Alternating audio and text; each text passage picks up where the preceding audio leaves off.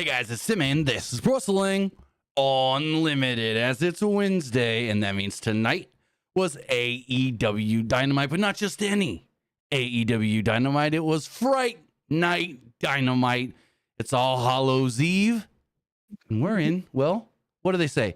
We're in the mood, I guess you would say. We're taking up with the festivities. I'm Spider-Man, as you can see. Luke over here is a skeleton. I almost went as Hugh Hefner because I do have a Hugh Hefner costume as well. Oh Lord, you should have done that one. That would have been funny. But regardless, it would have been funny. But I was just gonna be a skeleton just to be safe for the stream. So yeah, no, you would have been fine. But regardless, I got the mask on. I don't know how long I'll keep the mask on because I don't have my glasses on because they don't really fit. Well, what if I did this? Oh, this might work. Hold on, I might be able to keep the mask on. Oh, this is gonna look weird. Hold on. Nope. I don't think they're gonna fit. Nope. They're not gonna fit right. I mean, I could see it better. No. We'll just take the mask off here in a moment. But with that, as far as tonight's AEW Dynamite does go, I thought it was a pretty good show, but it had its ups and downs. It was one of those Dynamites where it's like, there was some good stuff, and then there was some, what are we doing stuff? And then there was some, oh, same old stuff. So to me, you know, if I'm voting with you guys in the polls, I'd probably say it was just all right. Like, there was good stuff, I will say that. But overall, I think it was just all right. But Luke, what did you think of tonight's AEW Dynamite? It was a very newsworthy show. I'll say that. It was very newsworthy. I mean, we got the main event for Full Gear. Bobby Lashley debuted. And we got new tag team champions, which you called it last week. I didn't think they would win. I thought they were going to break up and one was going to go with Stokely. I mean, I kind of knew that, yeah, like Private Party, they were going to win. I don't see them as a tag team breaking up. I just think they're one of those guys, they're going to stick together no matter what. Yeah, that was my whole thing too. I was like, I didn't think they would win the tag titles, but when they put the we're going to break up kind of deal on there, I'm like, oh, maybe they are. Because especially when Quinn kept saying over and over, no, it was Isaiah Cassidy. Isaiah Cassidy kept saying over and over, we'll break up forever. We'll break up forever. We'll break up. I'm like, oh, I think it's going to happen, but I don't know. We'll see. And we saw. And they're the new tag team champions. And I did love the Young Bucks showing them the respect afterwards. I did really like that as well. I thought that was really, really good. Them being like, give us the belts and then hand them to them and like, no, we want to crown you. So that was really good. I thought that was great.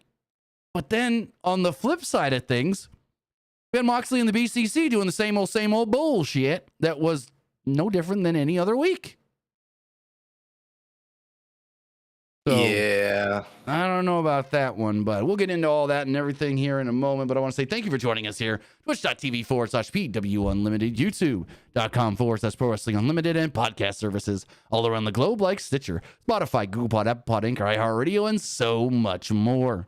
Remember, if you are watching live on Twitch, you can help us out a couple of different ways. You can either help us out by hitting that donate button down below or by donating Twitch bits in the live chat. Also, remember, you can help us out by subscribing to the channel one of two different ways. You can either subscribe with a tier subscription or you can subscribe with Amazon Prime, because remember, if you have Amazon Prime, then you have Prime Gaming. Prime Gaming gives you a lot of cool things like free games, free stuff for games, and you always get one free subscription to any Twitch channel you want to subscribe to throughout the month. And I greatly appreciate it if you did right here. Pro Wrestling Unlimited. Also, remember to help us out over on YouTube.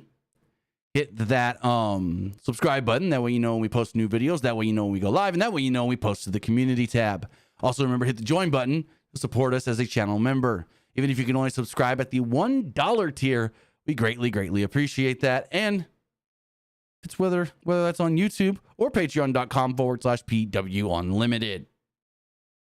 Finally, don't forget, if you want to get your comment, question, or concern read live on the air, you can do so by donating a super chat in the live chat. And finally, head over to the Epic Game Store. Head over to the Epic Game Store and buy something. Whether you're buying a new game, whether you're buying an old game, whether you're claiming a free game or getting bucks for Rocket League, Fortnite, or Fall Guys, use our code PW Unlimited at checkout and you will be supporting us at no extra cost. Right now, they are doing their Halloween sale still, so you might want to get in on that. Maybe you want to get 33 Immortals. Red Dead Redemption's been remastered. They got that new DLC, The Lake House for Alan Wake 2, and so much more. We also got some cool new things for Fortnite, Rocket League, and Fall Guys. You can get Marshmallow and a Halloween version of Marshmallow in Fortnite. You can get a cool little creepy pumpkin guy in Fall Guys. And you can get Spider-Man and Venom skins or car wraps in Rocket League. So with that, use code PWU, PWUNLIMITED for all Epic Games and Epic Game Store purchases. Also, right now till tomorrow morning, Moving Out is the free game. One of the best party games, couch co-op games you can get. Use our code to claim it. Tomorrow's new free games, Witch It, and Ghostwire Tokyo, which is a pretty good game that got a bad rap when it came out. So with that, use our code PW Unlimited on the Epic Store. But with that, we've got AEW Dynamite to talk about, and I can't read this screen without my glasses on, so I'm going to have to show you my secret identity here. Gonna have to go all Peter Parker mode. Whew. Oh my God, you're Spider-Man. Huh? Oh my God, you're Spider-Man. You're not supposed to know that. Remember, Doctor Strange put a spell on the world so no one remembers who Spider-Man is. I just blew that all up. No one remembers Spider-Man. No one remembers Spider-Man and Peter Parker. Anyways, as far as tonight's Dynamite does go, I wonder when that next movie will come out, though. It's got to come out. So there's a date. It's got to come out before September 17th, 2026. Because per the contract between Sony and Marvel, when a Spider-Man movie comes out, they have 3 years and I think it's 9 months to start production. And they have 5 years and X amount of months for the next one to release. So it has to release before, I want to say it is September 26th, September 17th, 2026 is like the rough time. So it's got to be before September 2026. And they have stated, actually, I think they actually gave the full release date. Hold on. I think they gave the release date like 2 days ago. I think it's July 26th. It is July 24th, 2026 is the tentative date for the next Spider-Man movie, which will most likely, according to rumors and leaks, take place in Battle World, which is going to be the Void. Andrew Garfield and Tobey Maguire might be brought back. And apparently, Marvel wanted a completely different movie than we're getting. Sony got their way, and they wanted the big multiverse stuff. I wanted what Sony or what Marvel wanted to do, because they wanted to do a more grounded street level, maybe even add Daredevil and Kingpin style movie. But that ain't what we're getting, unfortunately. Wait, so the only reason why we got the multiverse stuff was because of Sony? No. Multiverse stuff is Marvel's idea. But Marvel wanted in the next Spider-Man to not really deal with multiverse and not have the 3 different Spider-Men in it again. But Sony did, because that movie made so much money. No Way Home. Because No Way Home did so much money, they're like, we want another one just like this. We want to have all 3 Spider-Men and as many different characters as we can. So yeah, that's what happened. Multiverse was always the plan for Marvel.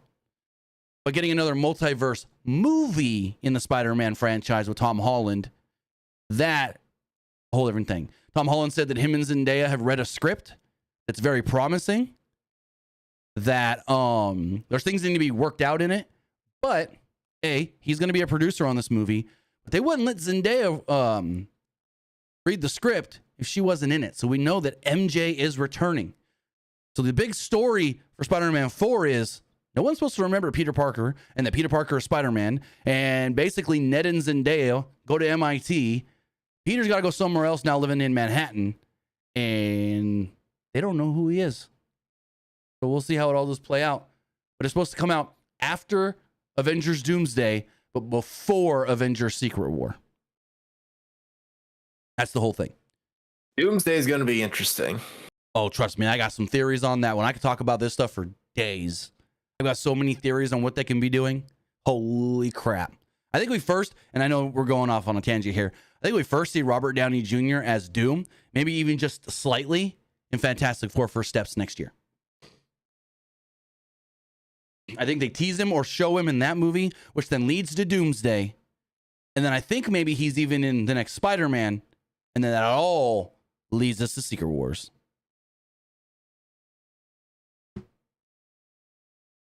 Also, if you want to do Secret Wars proper, give Spider-Man his black symbiote suit. Because in the original 1980s something Secret Wars, a big part of that was Spider-Man getting the black symbiote suit.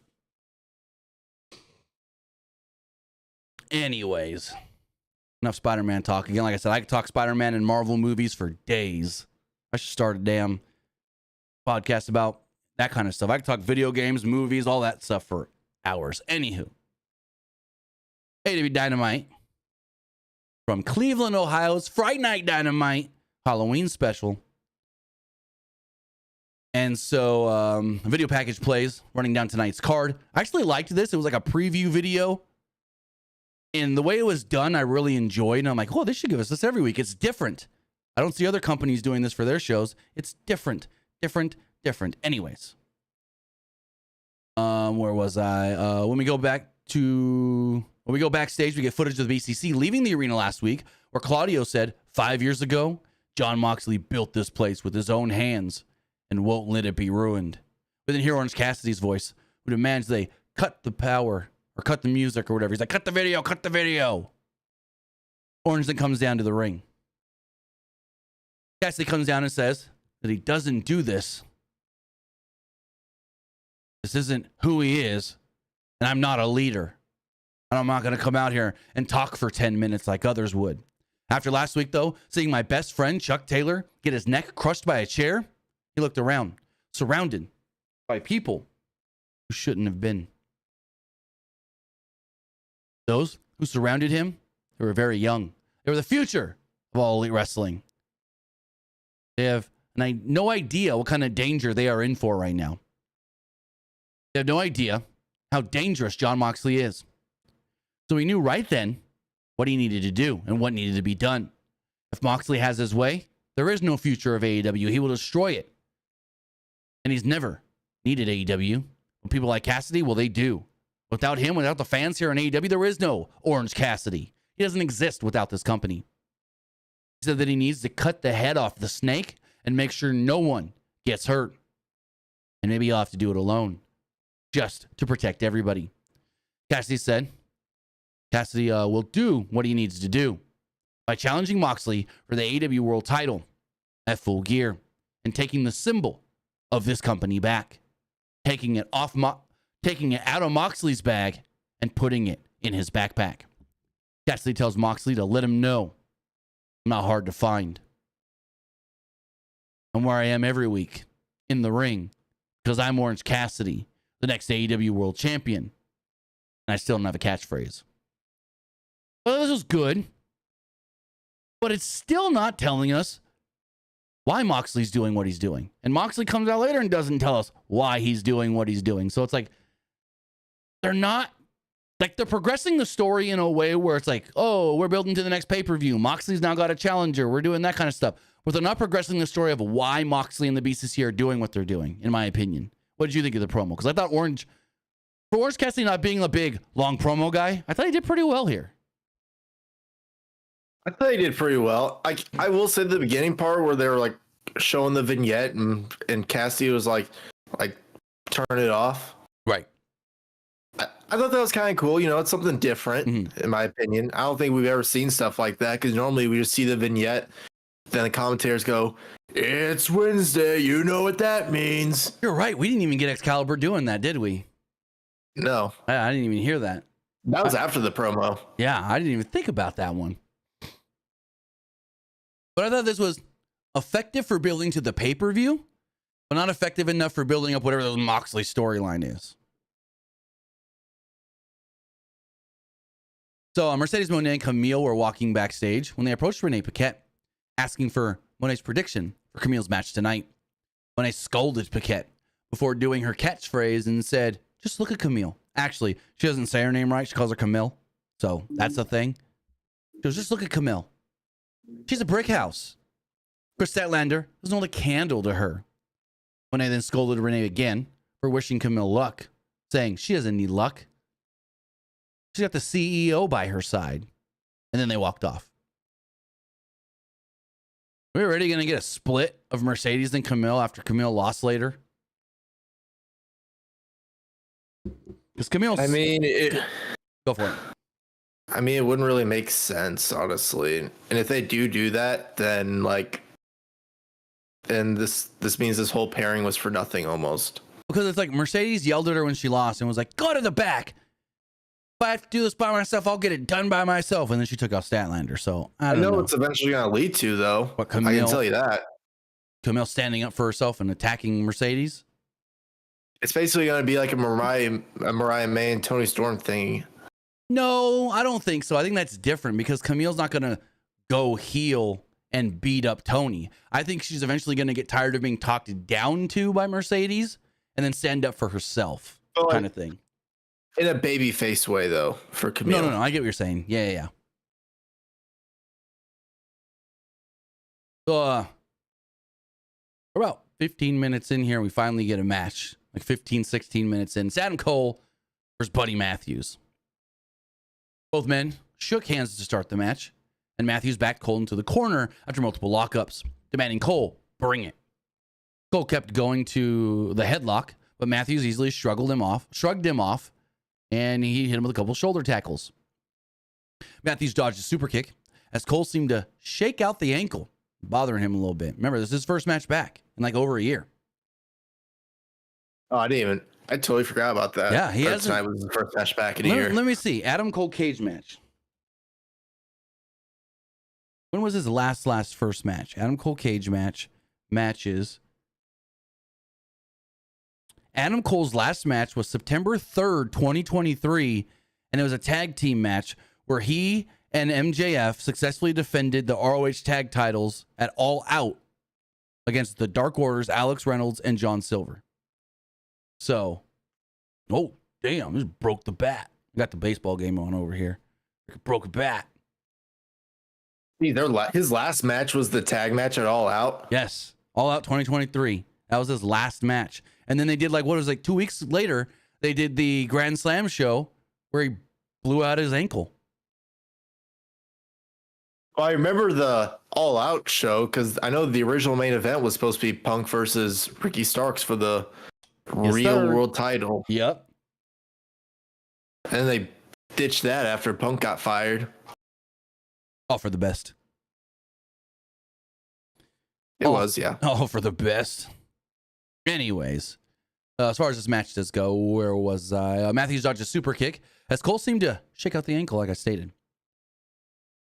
Cole was backdropped onto the apron, but dropped off the apron to avoid a strike and seemed to tweak the ankle. Kyle O'Reilly was shown watching backstage as Cole was trying to walk it off, but Matthews hit a punt kick from the apron as things went to a break. When things returned, Matthews connected with a superplex, held on, and Cole countered into a neckbreaker and a neckbreaker on the knee to reset the match. Both were up on the apron when Cole planted Matthews with a DDT on the edge of the ring. Cole then broke the count and managed a heat seeker pile driver through the ropes for a 2. Matthews countered a Panama Sunrise into multiple dragon screws. Then he started working over the ankle, basically DDTing the ankle over and over and over. He would stomp on it as well. Eventually, the doctor checked on Adam Cole. Referee Bryce Remsburg was outside with him as they were checking on Adam Cole on the floor. The crowd actually chanted to 10, and Matthews technically should have been the winner here. Cole should have been counted out. Like, what are we doing here? Come on. There's no timeouts in wrestling like this. What is this? The UFC? Oh, timeout for the doctor to come in. This ain't the UFC. We got timeouts in wrestling. Anyways. Then you're going to have some people be like, but it's AEW. Their rules are different than WWE. Actually, you want to even go one step further. They're saying ROH who does a 20 count, so just saying. Mr. ROH does the 20 count. But yeah, the ref or the fans counted it to 10. And Matthews technically should have won, but the ref wasn't, whatever. Nitpicking, I guess you would say. They then helped Cole to his feet, and they started walking to the back when Matthews would grab a mic and say, see, this version of Adam Cole is fragile. The old Adam Cole wouldn't have ever walked away, but the new one's a bitch. And Cole got pissed. He shoved Doc Samson, told the ref, I'm going. He hobbled back down to the ring, and the two brawled in the middle of the ring. Matthews ended up winning the little brawl here as he continued to stomp at the left ankle. Cole then shrugged to his feet, kind of like barely got up, and lured Matthews in to take the leg, but it led to multiple super kicks. Cole crumbled once, and Matthews fired off one of his own, and then a curb stomp for a 2. The doctor again tended to Cole as Matthews threw the towel to Cole, telling him, just throw it in, quit. Nothing, no one's going to think any less of you. Cole chucked the towel back at Matthews, hit another super kick, and Enziguri, a shining wizard, and got a close 2. Cole again wanted to go for the Panama Sunrise. Matthews hit a pump knee, buckle bomb, and another curb stomp, but Cole kicked out at 1. Cole caught a charging Matthews in the corner with a super kick and finally hit that Panama Sunrise. Matthews rolls to the outside, allowing Cole to hit another Sunrise off the apron. And as they go back into the ring, he lowers the, lowers the knee pad, hits the boom, and picks up the victory with Adam Cole, defeating Buddy Matthews. And then quick little post-match thing. Cole said that I'm the real Adam Cole. He offered a handshake. Lights go out and lights come back on. He's actually shaking Malachi Black's hand. They're staring at each other. Cole slowly backed away, and commentary said, what does this mean? Is he Cole's next challenger? So it looks like we're getting Adam Cole. Well, actually, they basically said it later. We're getting Adam Cole and Malachi Black. What do you think of the match and how they set up the Black match? I mean, the match was good. I know I saw a lot of people on Twitter really hyped for the Malachi Black part because a lot of people really want to see Adam Cole versus Malachi Black again. So if they don't do, because I liked the match, but I thought it was overbooked with the ankle stuff and the doctor and all that. It was. So if they don't do any of that and just let Adam Cole and Malachi Black go out there and have a match, it could be goddamn amazing. So I think that match could be great as long as they don't do the extra bullshit that they did tonight. So Renee Paquette's backstage with Private Party and Christopher Daniels. And what is Christopher Daniels really supposed to be doing here? Like, is he really supposed to have power? Because as we saw later, Moxley and them just rough him up, and he does nothing about it. Like, why are we supposed to take Christopher Daniels as any sort of authority serious at all, especially after later on? Apparently AEW is trying to make him their version of like Adam Pearce almost. So basically, when they first announced he had power, they basically brought him in like a GM, yes, like you said, but he said that he's Tony Khan's voice and things need to go through him to then get to Tony Khan, and then he relays the messages and makes the matches. So it's like, okay, so, but yet later when Moxley beats you up, you do nothing about it other than go, don't do it, don't do it, don't do it. You don't say, if you do it, there's going to be ramifications. If you do it, I'm going to strip you of the belt. If you do it, you're suspended, you're fired. Christopher Daniels is a joke, a geek, a dweeb, a nerd in storyline. Chris Daniels, I think, is a great pro wrestler. Chris Daniels is awesome. But in this storyline, he's the geek of all geeks. Anyways, he's back there with Private Party. He brought up how SCU had to break up 3 years ago after being in a very similar position. Daniels said that he let Frankie Kazarian down. And he's not even here anymore. No, Frankie's in TNA now. Daniels reminds Zay and Quinn what they're risking going for the tag titles tonight. Quinn said, hey, it's all good. Zay said, they're leaving Cleveland. New AEW tag champs. Which, as we learn later, they did in a pretty damn good match. So Adam Cole's being tended to in the back by doctors. They're all messing with his ankle and whatnot. The Kingdom's there. And eventually goes, Doc, I'm good. Just stop. He then addresses Malachi Black. He brought up MJF being fake. Also, speaking of MJF, there was one spot, I don't know if this was a mess up or not, but during the Buddy Matthews match, it just randomly cut to a shot of MJF sitting in that chair in that like log cabin looking place for like half a second to make us think, oh, MJF is watching from his remote location, and then it just cut back. Like someone clicked the wrong button almost. I don't know. That was weird. Did you notice that? I did. I was like, whoa, how many massages? How many massages? How many massages does MJF need? Well, this one he wasn't getting a massage. He was sitting in the chair from like 2 weeks ago. Oh, yeah. Someone probably just clicked the wrong button almost. Because it was on for like a second and then right back off, and I'm like, that was weird. Did you see MJF sitting there and he's just like, I don't know. It was weird. Anyways, Cole said the idea of Cole and MJF working together would never work. Cole brought up that Cole brought up all the things that he did to different people. Say, look what he did to Wardlow. Look what he did to Sammy Guevara. Look what he did to Danny Garcia. So he won't. He's like, I won't be the next in line. MJF needs to be taught a lesson. It might have to be, it might have been a little extreme what the Undisputed Kingdom did to MJF, but they did it because they care about AEW and they care about this team, which MJF will never be a part of. Cole said that he'll get his hands on MJF at Full Gear, and corrected himself and goes, well, when we get our hands on MJF. Roderick Strong was actually nodding along behind Cole, despite also wanting to face MJF. So the story is, whoever gets 3 wins first, Adam Cole or Roderick Strong, gets MJF. I don't know why Roddy is even involved in this. It's kind of dumb. They should just say, hey, Cole, if you can get 3 wins, you can face me. I don't know why we need the Roddy stuff. But it's more of that stupid MJF, oh, you got to go through my guys. Hey, Jericho, you got to beat 5 guys from your past. Hey, da-da-da. Like, they've done this in the past. Also, Dodgers just tied it up again. Or like, if you want to face me, you got to go through an opponent of my choosing. Well, they've done that. What is this, the 4th time MJF's done that? He's done. I know he's done it with Jericho. He's done it with Mox.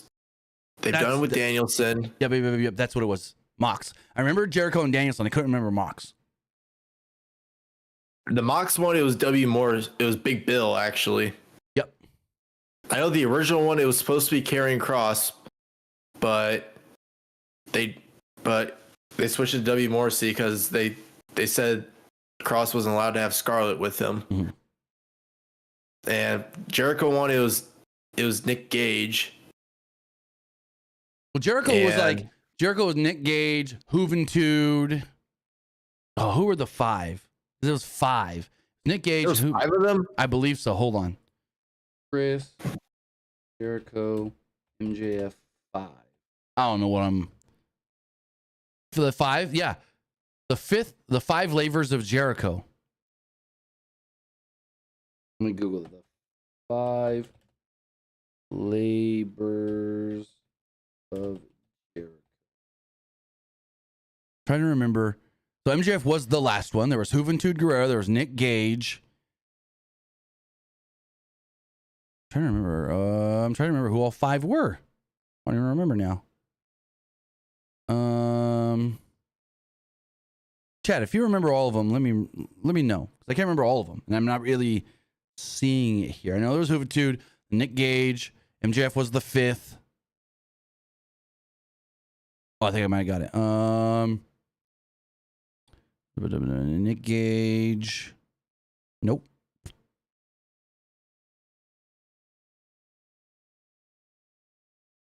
Oh wait, this might be it.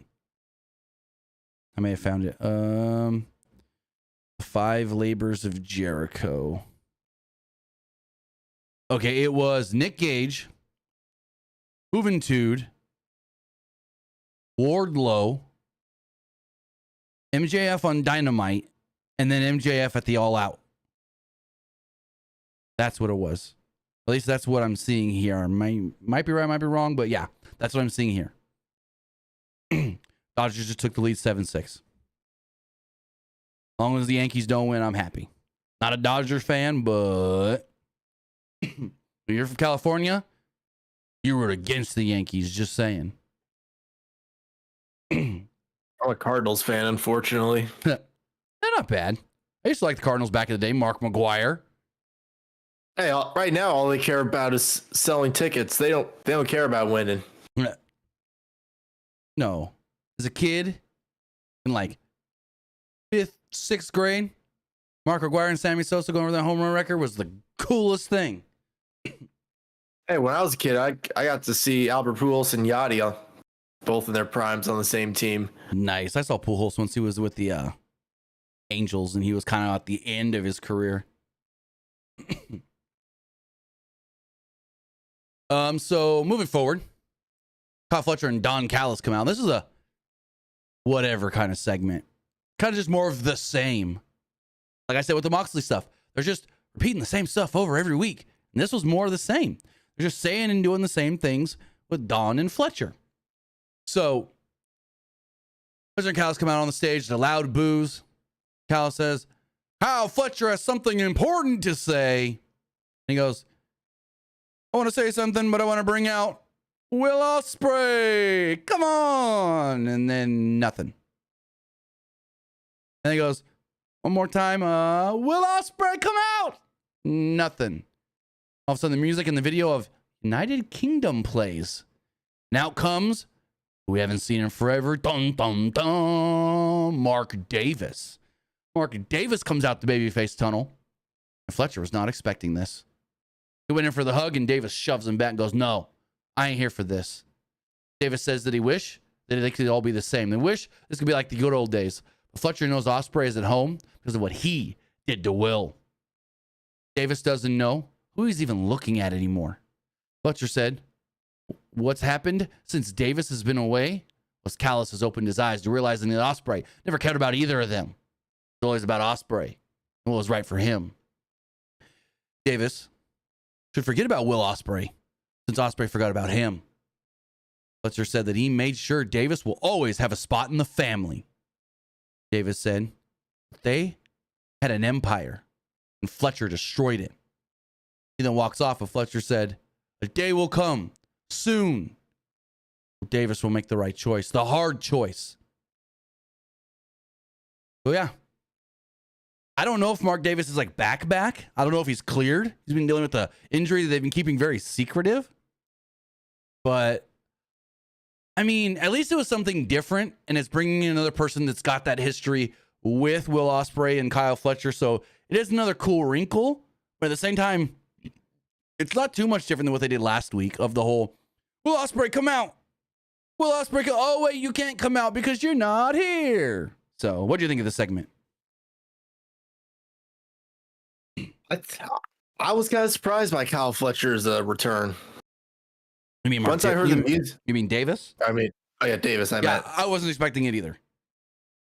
No, because like when I saw the Titantron and I heard Aussie open music, I was like, huh? Right. So like, I don't know the music, but I knew like the United Empire thing. So I thought we were getting like a new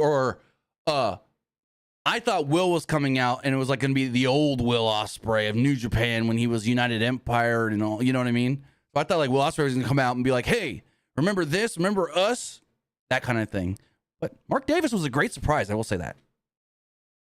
So I guess we'll see like what Mark Davis will do. I don't know if he'll be on Will's side or Kyle Fletcher's side eventually be on Kyle Fletcher's side. I don't know. Yeah, the big question to ask though is he cleared?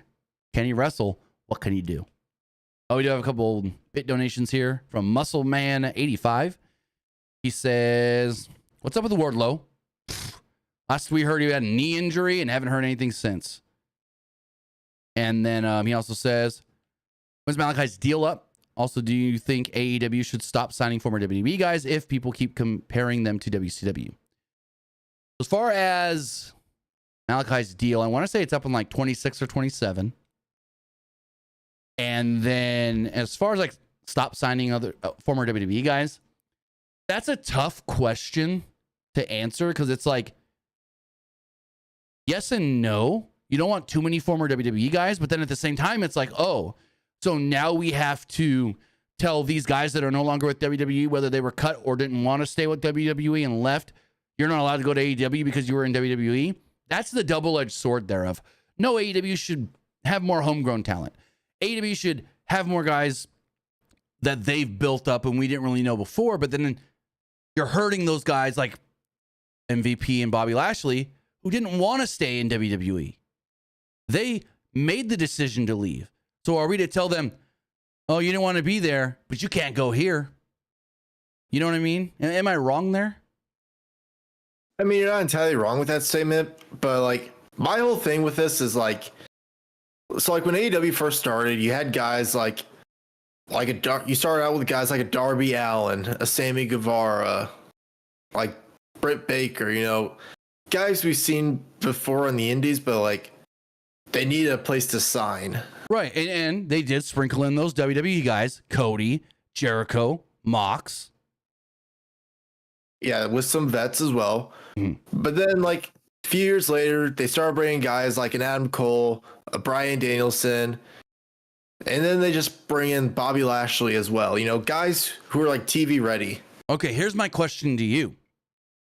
Now, do you think there's a difference in them bringing in somebody like an Adam Cole or Bryan Danielson, who are former Ring of Honor guys, bringing in a Bobby Lashley, who had a very, very good run in TNA, or bringing in guys like a Moxley, Jericho, who really didn't have that big indie outside of WWE career that really made their names in WWE? Do you think there's a difference there? I mean,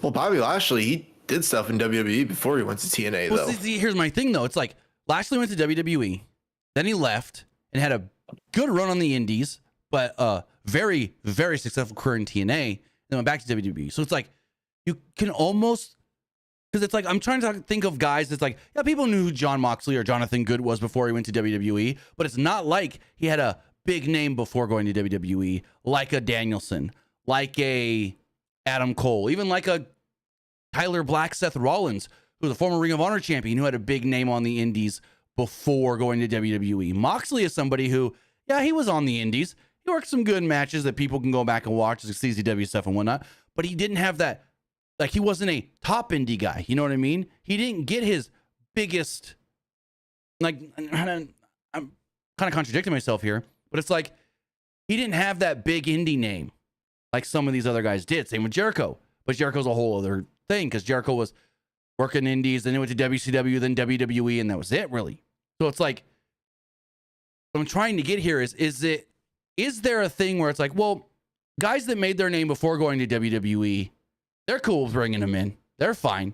But it's the guys that really rose to prominence in WWE, like a Jonathan Good, John Moxley, Dean Ambrose kind of guy that didn't have the big almost everybody knows him before kind of name. You know what I mean?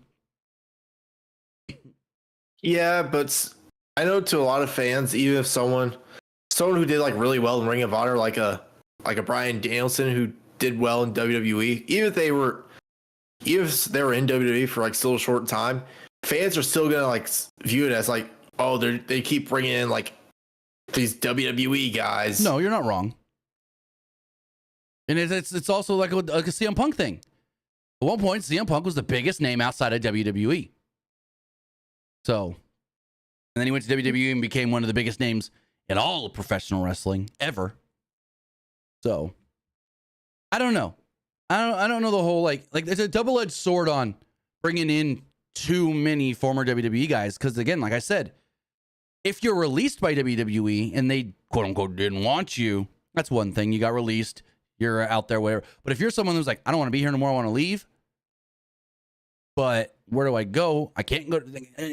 I just feel like, I don't know. It's a double-edged sword of telling guys or telling AEW, you can't hire all these former WWE guys. But then at the same time, it's like, well, where are they supposed to go work then? Indies for, you know, if they're making, say, X amount of money in AEW, they got to go to the indies and make way down here, even though they can make that in AEW. It's a hard thing to talk about. There's New Japan. They're still not paying what AEW is, especially since the pandemic. New Japan and their like revenue and what they can pay has fallen since the pandemic. TNA, I know you don't make a lot in TNA. Necessarily, no. You can make okay. You can make a living wage I think you can make a living wage in TNA.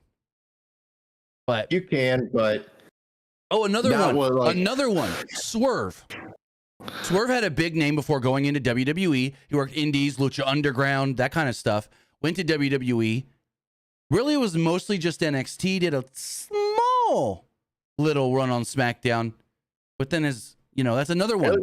Barely did anything on SmackDown. Right, but no one's complaining, oh, look at Swerve, former WWE guy. You know what I mean? That's the perfect example of what I was trying to get at. A guy that had a name before going to WWE, then went to WWE, had some success, and then went back out once he got released, I feel like the reason why people didn't really complain much about Swerve, mainly because like fans saw how they used him on the main roster, so they're kind of like, we're happy that he's being at least used better in AEW than he was in WWE. Exactly. So that's why fans really aren't complaining as much. So moving forward, Renee Paquette was backstage with Adam Hangman Page, who said in July, Jay White entered the Owen Hart tournament in hopes of an AEW world title shot. It wasn't Christian Cage who cost White the match, and 3 months on the shelf, it was he, Adam Page. Their record in this series of matches, 4-1 in their career, and said that there's no such thing as redemption. Not for White, not for Page. There's only wins and losses and consequences that follow. Page knows White will go for his bad leg, but White won't know Page's. Will he hit him with a steel chair? Will he choke out his friends as he watches? Will he burn White's house down? Page is certain at the end of Full Gear, when he beats White, he'll leave him like many others who have stood in their way, hurt with less than you've had before. He will leave Jay White behind. Now, that was a great promo. Now, question. Did we know Jay White versus Adam Page was official for Full Gear before this, or is this the announcement? I think it was just the announcement. Because I hadn't heard it yet, yeah. It'll be a good match, don't get me wrong. Right, and it was back at the Wrestle Dream show too. So it's just, I hope they do something different. Because we already saw the singles match at the paper. Music hits and they come down. Moxley and Shafir, who was holding the briefcase, presumably containing the AEW World title, we would think, jump in the ring. The others do follow. Commentary told us Chuck Taylor is recuperating at home following the attack last week. Tony Schiavone says that, well, he was in the hospital on Saturday. So they're making it seem like he had to stay in the hospital after that attack for at least 3 or 4 days. Moxley says that he doesn't expect Orange Cassidy or anyone else to appreciate what he's actually doing here. But one day, they'll finally understand his motives. I'm like, well, just fucking tell us what they are. God damn it. Cassidy thinks that he challenged Moxley, when in reality, it's the other way around. Moxley is challenging Cassidy to step up. What Moxley did to Chuck, it was cutting off some distraction so Cassidy can focus on his goals. He knows what Orange Cassidy can accomplish. He knows what Orange Cassidy can be. But he's cool just sitting in the back being another guy on the roster. They realized that Cassidy was the guy, was their guy. But he didn't want to step up. He didn't want to be a leader. They don't want Cassidy to catch the disease that many in AEW have. They're just here for the fat paycheck and content with where they are and content with where they are. Moxley continues to push Cassidy, who has yet to walk through the valley with me. Moxley said when it happens, Cassidy won't fight him on the mountaintop. They'll fight in the valley. Or Cassidy better be willing to die. Because as this ring, Moxley is prepared to. Cassidy thinks that he's pulling the strings, but that's not what it is at all. Moxley then whispers something to Claudio as Pac and Shafir hold down Wheeler Yuta. I'm like, what the fuck is going on here? They then tease like they're going to put the chair. Well, they do put the chair over his head. They tease like they're going to do the same thing to Wheeler that they did to Chuck Taylor last week. And Orange Cassidy sprints down to the ring and immediately double leg takedowns Jon Moxley. Shafir then took Yuta into the corner, slapped him around a little bit. Cassidy did his thing, putting the boots. Or he then got the boots put to him. Dark Order tried to come out to make the save. Wheeler Yuta then comes out of the corner and puts the boots to Orange Cassidy as well. Yuta then takes out Evil Uno with a chair. Alex Reynolds was taken out by Claudio and Silver by Moxley. They then placed a chair around the throat of Orange Cassidy at ringside when Darby, anticlimactically, all of a sudden is just shown over by the announce table hanging there. And you hear Excalibur, from the rafters. No, I think it was Tony Schiavone. From the rafters, it's Darby Allin. And I'm like, the fuck did he come from? They fucked this up. They really should have had a camera ready. And when he was like halfway down, show him coming down. Because literally, the camera's like over on one side of the ring and it kind of pans over and you just see fucking Darby just hanging there. Wing, wing, wing, wing. Just hanging there. And it looks so hokey and goofy. And so like Claudio goes after him and he's still all hooked up. And then Claudio pushes him up against the announce table. He tries to get on top of the announce table. The announce table breaks. And they're like, oh, it's Darby. He's trying to get some revenge, but he's still hooked up. I'm like, what the fuck? So Alex Reynolds then jumps over trying to make the save. He's over here trying to unhook Darby. They're all brawling. Top Flight runs out. Leo Rush runs out. Private Party all of a sudden's out there with Daniel Garcia. And then they just brawl into the crowd. And it's the same fucking bullshit we've seen week after week after week after week. Give me something different. Give me something new. Progress the story. Not keep doing the same bullshit. Luke, what'd you think? Did you see the part where when Darby was brawling with Claudio, he fell on top of the ring table and it collapsed? Yeah, the announce table. When he got pushed over by he's still hanging. Claudio pushes him a little bit. He falls down on the table, and the middle of the table just implodes down. And they immediately cut the camera and had to wait for him to get back up. That, and then Alex Reynolds has to run over and try to unhook him. It was all kinds of weird. All kinds of weird. Yeah, he was still hooked onto the cord when he was brawling with Claudio, and they had to have Alex Reynolds unhook him. And then Darby just disappears in the crowd with all of them. Last we see him and Daniel Garcia are beating somebody up on the stairs. We can't even see who. And it's like, okay, hold on. Hold the phone. We're building towards Moxley and Cassidy. And all of a sudden, Darby's back. Now what? But then they tell us later, Mox will defend the title against Orange. So it's like, in my opinion, booking-wise, I think Darby came back too early, and it didn't get over big. It didn't go over well. It was very anticlimactic. Again, Darby's just all of a sudden, hold on. What Darby looked like. This is what Darby looked like. Give me 2 seconds. Darby looked like this.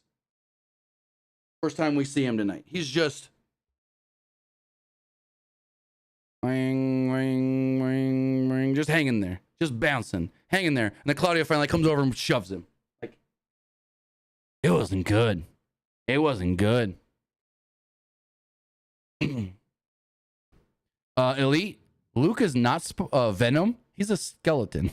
He said Spider-Man and Venom on PWU. He's a skeleton, bub.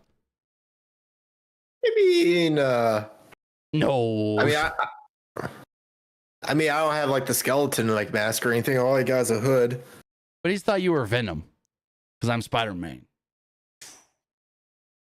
I mean, no. Nah. So Private Party's in the ring. And all of a sudden the Bucks music start playing.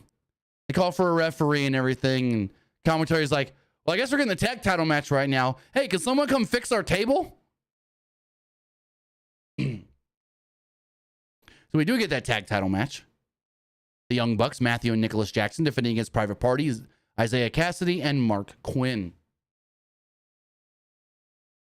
I thought this match was freaking great. I thought this match was so good. Even the little outside interference bullshit with Okada worked for me. And Nicholas and Jay started things off very quickly with a series of pin attempts before a stare down with Zay not backing down. Blind tag from Matthew as they hit a pop-up assisted drop kick to gain control. Quinn managed to tag as a double Hurricane Rana sent the Bucks outside as Zay launched off Quinn's back for a massive dive on both Jacksons. Back inside the ring, Nicholas sent Quinn over the top to the floor as he ran distraction on referee Rick Knox, allowing Matthew to grab the ring bell. Hey, at least they distracted the goddamn ref this time. Quinn then managed to rip the bell away, went for a shot, but Matthew ducked, and Quinn smacked Zay instead. Zay came up bleeding. Nicholas hit a Falcon Arrow off the steps, while Quinn ate a super kick from Matthew for a 2, as things kind of, reset and went to a break. The Bucks controlled the entire commercial break, as right when things returned, Quinn made the hot tag to a bloody Zay, who ran wild. Pop-up, drop kick connected. Quinn and Zay fired off double super kicks before going up for a stereo 450 splash. Got a 2 off of it. There's poetry in motion that hit once, but while going for a second, Nicholas countered into a destroyer in midair, which was really cool, followed by an assisted sliced bread and a double stomp pendulum powerbomb for a 2. Quinn then was sent outside as Matthew bit at the forehead of Zay before the Bucks hit risky business for yet another near fall. Nicholas was low bridged by Quinn, who hit a springboard moonsault followed by a suicide dive on Matthews and another somersault dive back to Nicholas. At one point, the Bucks dragged Quinn up the ramp as referee Knox brought the Bucks back down.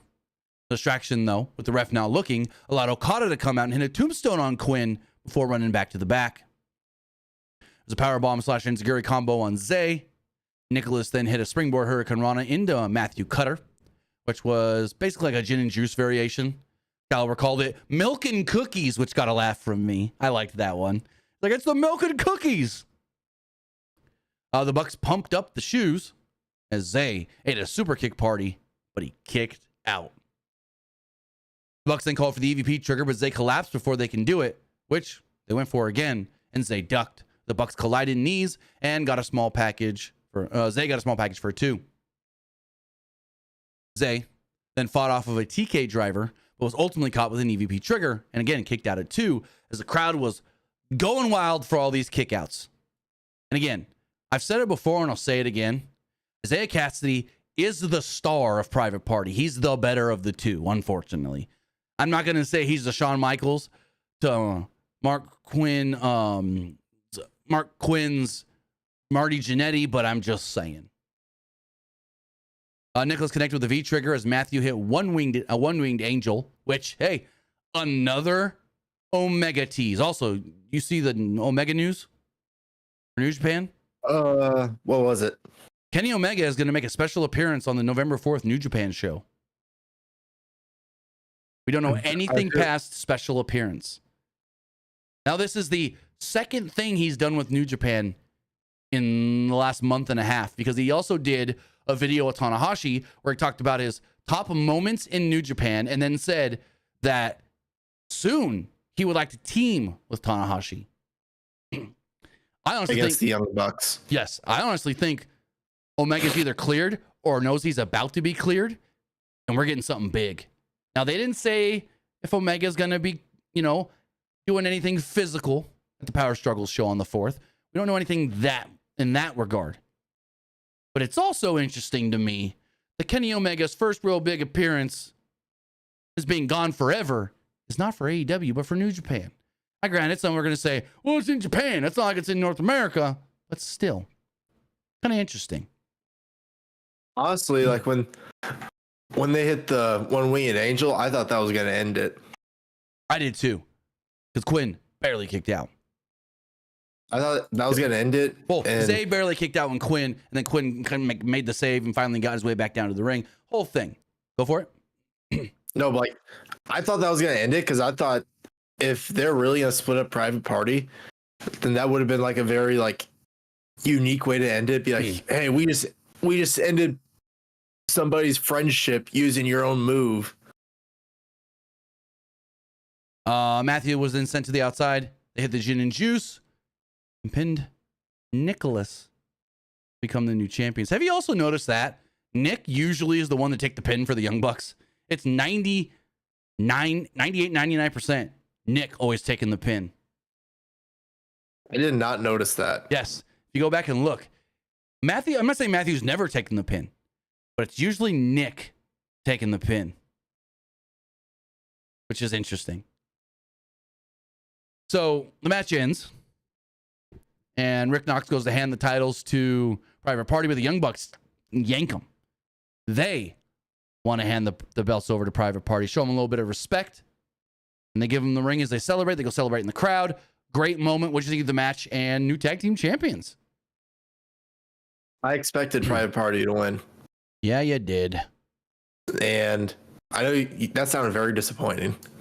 Because I was wrong. I mean, it's not like I'm against it. I think it was a great moment for them. Hella cool. They're originals from AEW, finally getting tag title. Cool. But it's like, man, I really thought they were gonna win. They were gonna lose. But anyways, go for it. Well, another reason why I thought that they were gonna win, because I know, like, at Wrestle Dream, there was a report after the match that people backstage were really pushing for Private Party to win the tag titles. Right. So I was like, oh, if they're getting a rematch, they're probably gonna win the belts. So a lot of times AEW, they don't do rematches like that for no reason. You're not wrong there. That is true. Because remember when the Acclaim won the tag titles, they got a rematch like soon after, and they won the belts. Same thing with Thunder Rosa. Tony Khan pulled the Triple H. What do you do? Wait. Oh, I know. Let me look real quick. Don't tell me. Is it on Twitter? Yeah. Hold on. Oh. Yeah, I know it. I see. Yeah. Tony Khan had to take a picture with his new champions and post it like Triple H always does. I mean, I'm making jokes here, but it's like, cool. He's celebrating the new champions. It's whatever. I'm not showing shade. Uh-oh. Are we offline?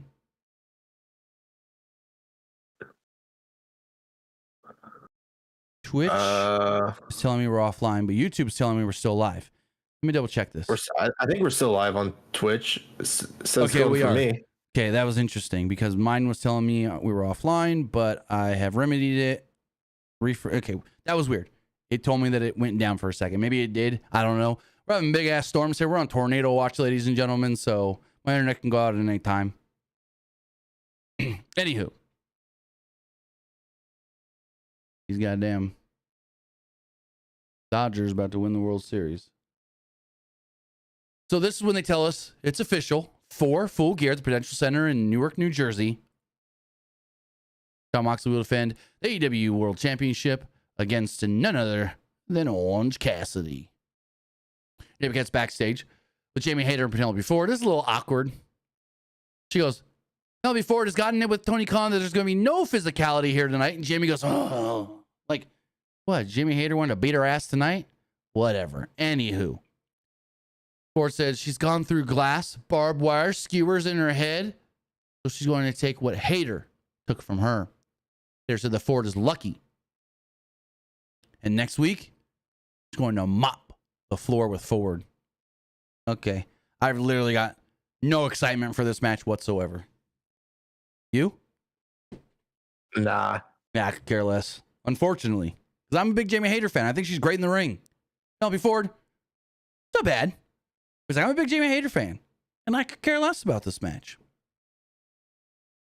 Then they told us our main event tonight is Swerve Strickland versus Shelton Benjamin. Here's the tail of the tape to look at both competitors. Yes, and Saturday, it was Halloween. So, of course, she was dressed as Daphne from Scooby-Doo. Jamie Hayter. We then got the learning. She looks so different with that orange hair, though. Oh, 100%. Orange hair and, no offense, paler than before. So, we then got the learning tree out on the stage, but they were kind of with their backs to the crowd to show the crowd. But then AEW did their bullshit where they had to black out most of this, arena, so it looked pretty empty. Even though they sold more tickets for this show than they have been, which is a plus. Anywho, show footage of the ladder war from last week and Chris Jericho defeating Mark Briscoe to become the Nueve and the new ROH champion. When they go out on the stage, the learning tree are standing there. Big Bill said, teamwork makes the dream work. Only if the team works together, though. Jericho brings up the Wrestling Observer newsletter and said that this was a match that Dave Meltzer gave 4 stars. Jericho thanked Briscoe for helping him fulfill his prophecy and becoming the Nueve. And mistakenly calls Cleveland Cincinnati before bringing up his role in Terrifier 3, which you've seen Terrifier 3. So give me a quick rundown. Yeah. Good, bad, not good, is it worth going to the theaters for? What'd you think? Worth paying for to go to the theaters? It's very graphic. I'd probably just wait till you get home so you're not like very squeamish in public. If you are like squeamish and you don't like seeing a lot of blood. Like, I don't know how you are, but... Oh, I'm fine with it. They said there's people, what was it, walked out of the premiere or something, like in the first scene because it was so bad? People were walking out of the first scene throwing up because they were saying how graphic it was, which... Wild. It was graphic, but I wouldn't say it was, like, super graphic, as people were saying it was, because I saw it and I was like, it's not horrible. I mean, there's worse scenes. I don't know if... I mean, I don't want to spoil anything, but... So Jericho said, with all due respect to Jon Moxley, AEW made it what it is, and he will do the same with ROH. He'll do that because he can, not to underestimate Chris Jericho, which Brian Keith repeats, don't underestimate Chris Jericho, you dumbasses. Something like that. I'm like, oh my God. This guy's just the male Harley Cameron, but a better wrestler in the ring. Granted, he's got way more experience. Anyways. Jericho then said that we'll take ROH to places they've never been before. He said, what did he say? I'm a 2-time ROH champion, just like Jay Briscoe. Any thoughts on this segment? I thought it was kind of just there. Yeah, it was just there. I mean, it wasn't anything special. It was just like, hey, we got to get Jericho and his guys on the show. Yeah. We got a pretty good video package here, hyping up Anna Jay versus Mariah May ahead of their big world title match on Collision, which I didn't realize that was a Collision match. I thought that was going to be tonight, but whatever. I thought this was a really good showcase. Showed Anna Jay from where she started to, hey, I've always been told I'm good, but I don't have it yet. I went to Japan and I learned what it actually is. Mariah May was like, oh, you had to go to Japan and you learned something there. Well, I was a star in Japan. I'm not impressed. I thought it was a good video package. Just like the one they did last week for Camille and Chris Statlander. I like these. Tony Khan's got a problem where he thinks that they lose viewers when they air these, so they're super short. They're like less than 30 seconds. Because apparently, early on in AEW's lifespan of Dynamite, when they would do video packages like this, and you look at the quarters and the ratings, they would always lose viewers when they would do a video package. So Tony's got that mindset, apparently, according to Meltzer, of, yeah, we'll run video packages, but they got to be really short because we don't want people to lose interest.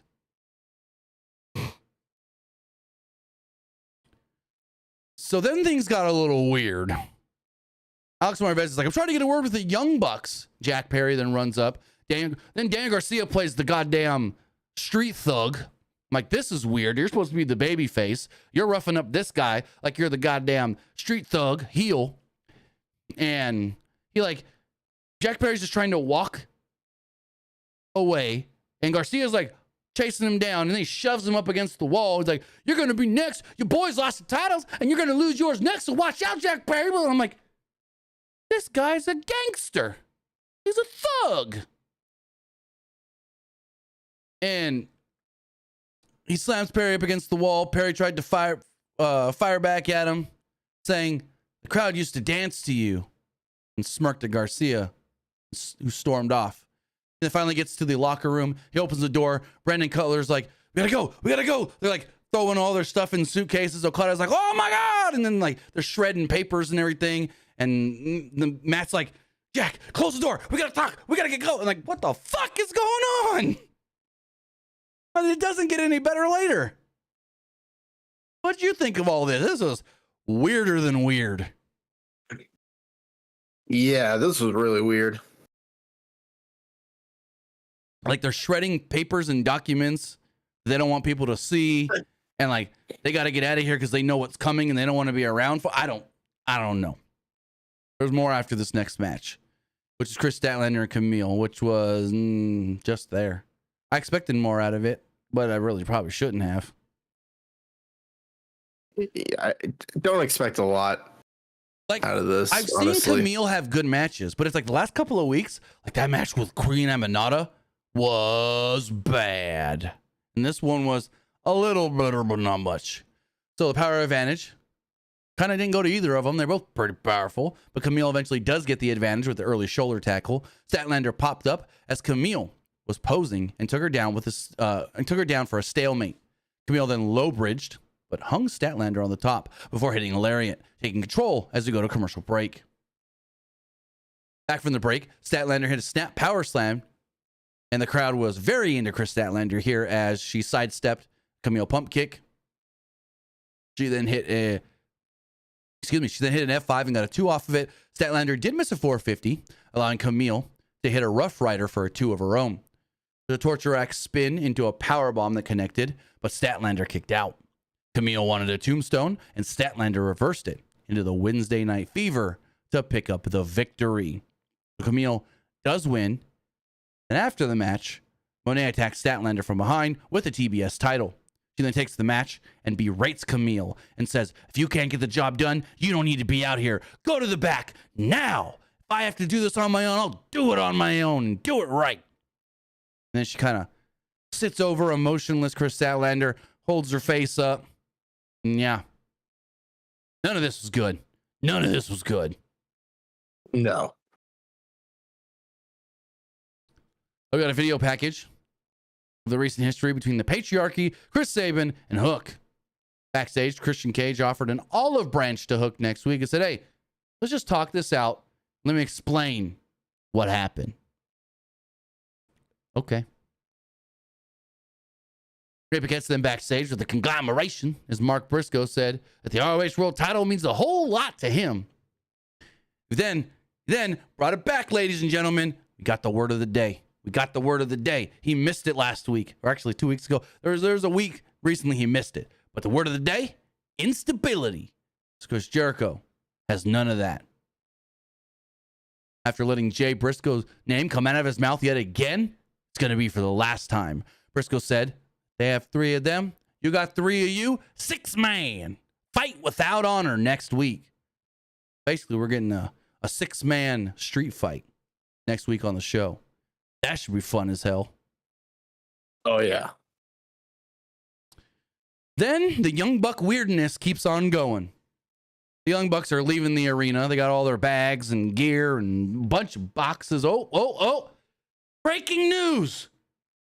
The Dodgers have won the World Series, ladies and gentlemen. Fuck the Yankees. Anyways, Young Bucks weirdness. Wait. Like, did they sweep the Yankees? No. 4-1. Because Yankees won last night. So they basically just avoid the sweep then. Yeah.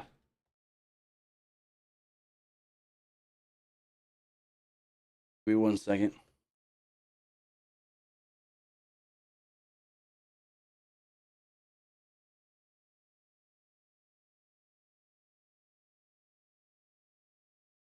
All right.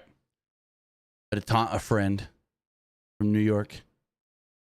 Anywho, so the Bucks are leaving as Christopher Daniels runs up asking where they're going. You're turning your backs on this company when we need you the most? I'm like, what? Yeah, because they've done it before. Remember when they attacked TK? That's why you're in the position you are, dummy. Anyways, Matthew said, I don't want to be here. I don't want to be here when this happens. Matthew said, no one wanted to listen to us, so we're working from home from now on. They drive off and leave Brandon Cutler. He's got a box of shoes. All of a sudden, Moxley, Pac, Claudio, Yuta, and Marina all walk up from behind. They knock the shoebox out of his hands. Daniels is then held down by Moxley as Cutler's hand is placed on the back of the little truck bed deal, and then Claudio smashes it with a hammer. Moxley then asks Daniels where his boys are going. Right when things are getting good. I'm like, what? fuck? Moxley then walks off with Shafir and Yuta as Daniels yells, "Doctor, we need a doctor!" And I'm just like, huh? What the hell did we just see? So the Bucks are abandoning AEW. They don't want to be around because they know what Moxley's going to do. I don't know. I'm more confused than freaking ever. Because I liked the whole, whenever something's big is going down, the Bucks are there watching, but they don't want to get involved. But they're there watching from the side. But now it's like, they just left. They're scared of Moxley and the BCs. I don't even. My brain hurts, brother. I'm really curious to see like when the time will come that the Elite will get involved, because it's gonna happen. They keep teasing that they're trying to get away from the BCC. Because if you've seen a couple of times now, 2 or 3 times, they're down there in the ring when the BCC run out to attack a bunch of people. They then run off to the ramp, and Jack always comes out and is like, "Hey, we don't need to get involved.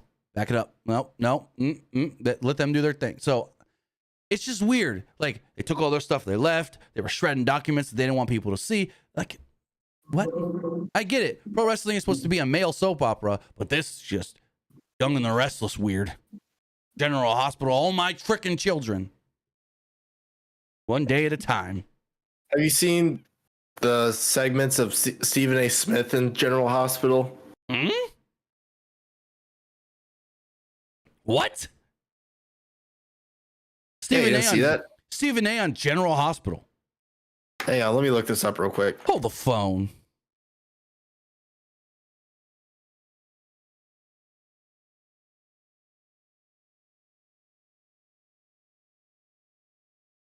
"2023, he was on General Hospital."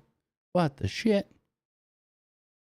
There was a part they was doing like this like shootout, and he was like behind a car, like with a gun shooting. I was like, the editing that thing was hilarious. Weird, very weird. But he works for ESPN, which is a Disney ABC owned company. General Hospital is an ABC show, so I guess it all ties together. Was he playing himself? Nah, he's playing somebody else. Oh, because that would have been even weirder if he's just Stephen A. showing up. They never yell in General Hospital. Let me move on to our main event. It's Swerve Strickland versus Shelton Benjamin. Shelton Benjamin wrestles Strickland to the mat early on. We see MVP going over to Prince Nana and whispering something to him as Strickland hit a head scissors into a stalemate. The spinning belly-to-belly overhead suplex that sends Strickland flying to the floor as Benjamin tried to post him. But Strickland escaped and locked in an armbar using the post.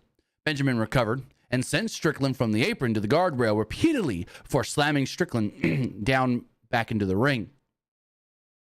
Strickland sidestepped a corner charge, hit a tiger feint kick, and then tried for a springboard, but Benjamin caught him in his step-up knee as we went to a commercial break.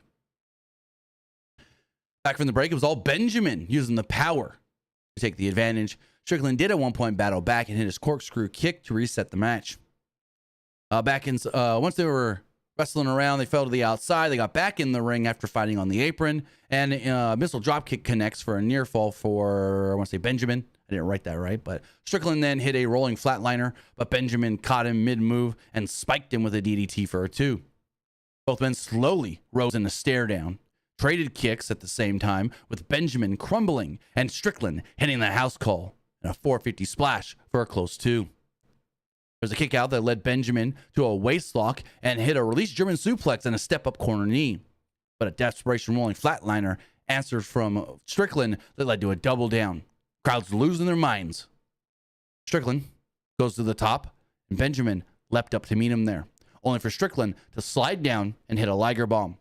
This then led to a Swerve stomp and the victory for Swerve Strickland. So Swerve does pick up the victory, does get the big win here over Shelton Benjamin. Shelton Benjamin's first loss in All Elite Wrestling. What did you think of the match before we get to the big reveal in the post-match, though? Match was pretty good. I thought Swerve winning was probably the right call. Oh, snap. This thunder outside is getting a lot louder. I don't know if you can hear it through the microphone. Probably not. I know you probably heard the train on my mic. Oh, I'm not worried about that. So yeah, great match.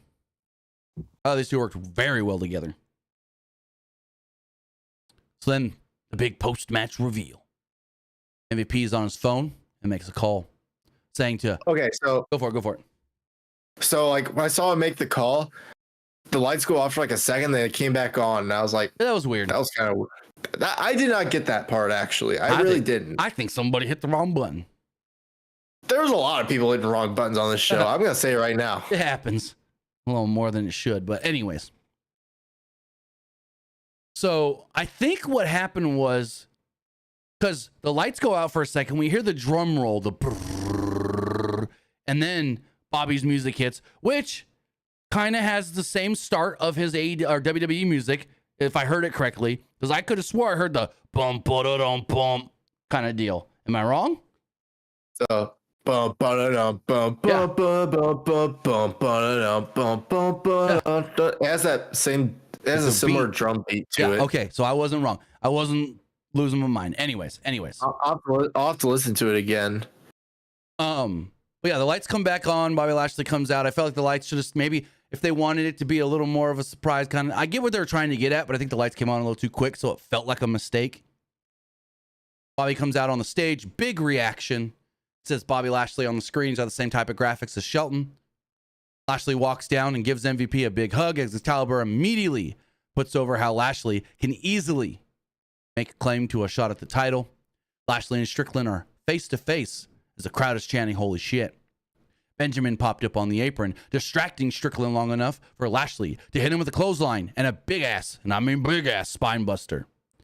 All while MVP and Benjamin put the boots to Prince Nana.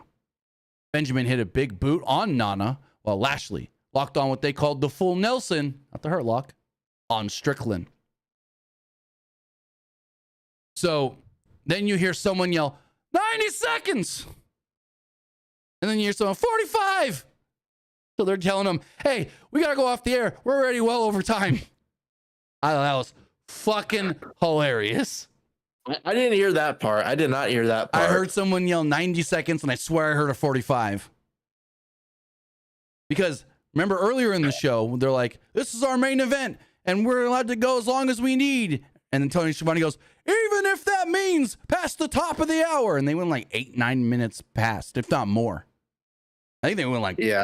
When it was all said and done, I think they went like 12 minutes past the top of the hour. But anyways, it was funny as hell. You hear someone yell, 90 seconds.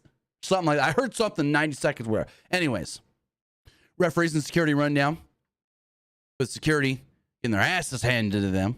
MVP took the mic and asked, guess who's back in business? And they stand over a fallen Strickland and Nana. The Hurt Syndicate are officially in AEW. What'd you think? What'd you think of all that? I thought that part was cool when they said, guess who's back in business? Yeah. I thought that was really cool. Let me get the poll. What'd you think of Dynamite? I liked it. It was... Whoop. It was right. I didn't. So, excuse me. So if you are watching live on Twitch, the poll is live. Also, let me see if we have any Rampage spoilers yet.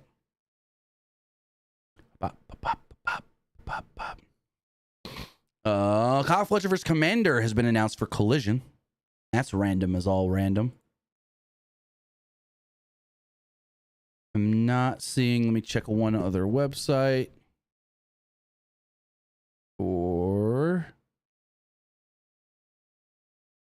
Yeah, not seeing any Rampage spoilers just yet.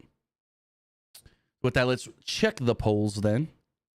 Let's go refresh all these polls. Also, just wanted to bring up, John Moxley did an interview today with CantoRep.com and said that he was bringing something special to tonight's show in Cleveland. He said, quote, I always have extra energy when I'm back in Ohio. It's like Superman flying close to the sun. It recharges me. This is the ooze I crawled out of and evolved from. And I have something extra special for people in attendance Wednesday. This isn't an 18-year-old getting in his beater truck and driving down to the flea market for a match. I'm bringing the big show back to Ohio, and I feel a weight on my shoulder to give them something memorable. Hey, John, what the fuck did you do that was memorable? You the same bullshit you've been doing for weeks. God dang it. That's all I got to say about that one. Anyway, as far as these polls do go, I just wanted to bring that up because it was like, you're going to tease something big, a big surprise, and then not even deliver. Shocker, AEW. As far as the Threads poll does go, everybody that voted said it was just all right. That's a first. I don't think I've seen that before. Nope. Well, it was only like less than a dozen votes. Anyways, as far as the Twitter vote does go, 53% liked the show, 23% thought it was just all right, and 23% didn't like it.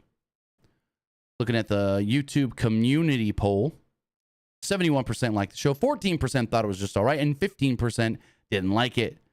This one says, good episode. Look at the YouTube live poll. 76% liked the show, 15% thought it was just all right, and 9% didn't like it. Finally, as far as the Twitch poll does go, 75% liked the show, 25% thought it was just all right. But yeah, that was AEW Dynamite. I want to say thank you for joining us here. Twitch.tv/PWU Unlimited, YouTube.com/Pro Wrestling Unlimited, and podcast services all around the globe like Stitcher, Spotify, Google Pod, Apple Pod, Anchor, iHeartRadio, and so much more. Luke, tell them where they can find you. You can find me over at Twitter X at Petke_21. And you can also find me over at Twitch at Young Grasshopper Luke. With that, guys, have a great rest of your night. Have a great rest of your week. And I'll be back here on Friday for Friday Night SmackDown, which is a pre-tape show because they're in Saudi. And then we've got Crown Jewel on Saturday. So, big show coming up for WWE. Have a great week. Have a great night. Have a great time. Tomorrow's Halloween. Go have some fun. Don't get too drunk. Don't eat too much candy. And we'll see you next time. Have a good one, guys.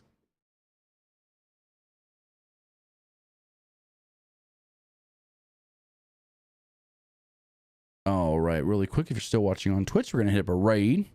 A little raid ski going.